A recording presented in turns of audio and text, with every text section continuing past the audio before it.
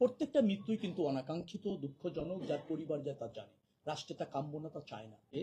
তাকে নিয়ন্ত্রণ করে সাইডেও যদি আপনি নিতে চান, তাতেও যদি 5-10 মিনিট সময় লাগে, তাহলে 10 থেকে 15 কিলোমিটার ট্রাফিক হয়ে যায়, কারণ গাড়িতে একটার সাথে একটা একেবারে লাগিয়ে চলছে, এরকম ভাবে যায়। তো সেটা যাতে এবার আরো গরুর ট্রাক তো চলবেই, এটা পরিবহনে যুক্ত থাকছে, এই জন্য চ্যালেঞ্জটা আরো বেশি হবে।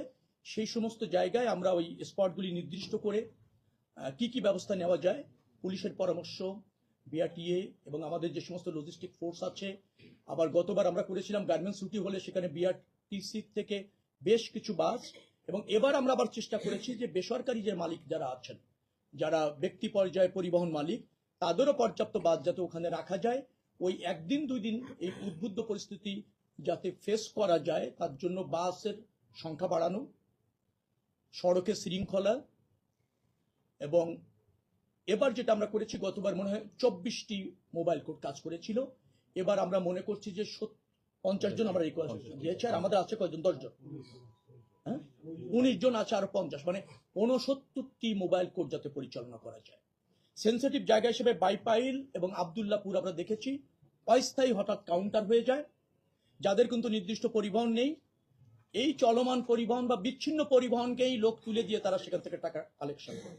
এই দুটি জায়গা, পাশাপাশি আছে ধুলাই খাল, ধুলাই পাড়, সেই ধুলাই পাড়ের জায়গাটাও আমরা এই নজরদারিতে নিয়েছি।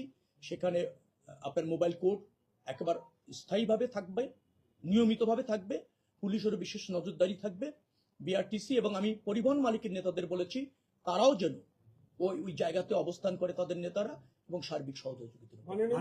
একটা বিষয় হলো যে ঈদ যাত্রায় আমরা দেখছি যে সবচেয়ে বেশি সড়ক দুর্ঘটনা ঘটে, কিন্তু এইবারে গতবারও কিন্তু এই যে ঈদ উল ফিতরে হয়েছে, আবার এইবারও দেখা যাচ্ছে। তো আপনাদের কি এটা নিচ্ছেন? আপনি তো জানেন বাংলাদেশে 4.5 থেকে 5 হাজারের মতো মানুষ সড়ক দুর্ঘটনায় প্রতি বছর নিহত হয়, খুব দুর্ভাগ্যজনক। 2024 সালে সবচেয়ে বেশি নিহত হয়েছেন, আমি পরিসংখ্যান দেখেছি, 5300 সম্ভবত 84 জন। তারপরের সংখ্যাটা হচ্ছে 2021 সালে 5082 জন। অর্থাৎ আমি বলছি যে 5000-এর কাছাকাছি মানুষ সড়ক দুর্ঘটনায় নিহত হয়। গতবার আমাদের কাছে যেটা তথ্য আছে, 170 জন সড়ক দুর্ঘটনায় 11 দিনে নিহত হয়েছিল, ঈদ যাত্রার আগে পরের কথা বলছি। দুটি বড় দুর্ঘটনা ঘটেছিল, একটা আপনারা জানেন 26 জন আরির সাথে যেটা ঘটলো, আর একটা 12 জন ট্রাকের সাথে আমাদের একটা বাসকে ট্রেন করে দেয়, হ্যাঁ, কুমিল্লাতে। এই দুটি বড় ঘটনা ছিল, আর বাকি 170 জন টোটাল মারা যায় বাংলাদেশের সব দুর্ঘটনায়। বলা ঠিক হবে কিনা জানি না, আমার হাইওয়েতে মারা গিয়েছে 43 জন, আর বাকিটা এলজিআরডি রাস্তা, কিন্তু আমাকে জবাব দিতে হয় 170 জনের, কিন্তু আমার হাইওয়েতে 43 জন মারা গিয়েছিল।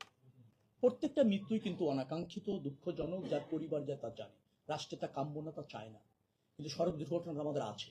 হ্যাঁ, আমরা এর বাইরে আসতে পারিনি, কারণ আমাদের হাইওয়েতে যেভাবে কাভার করা উচিত ছিল, পৃথিবীর বড় বড় হাইওয়ে দেখবেন যে সেখানে এন্ট্রান্স থাকে না নির্দিষ্ট জায়গায় ছাড়া, এমনকি গাড়িও যদি বাইরে যেতে হয় তাকে একটা জায়গায় ইউলুপ দিয়ে বাইরে যেতে হয়।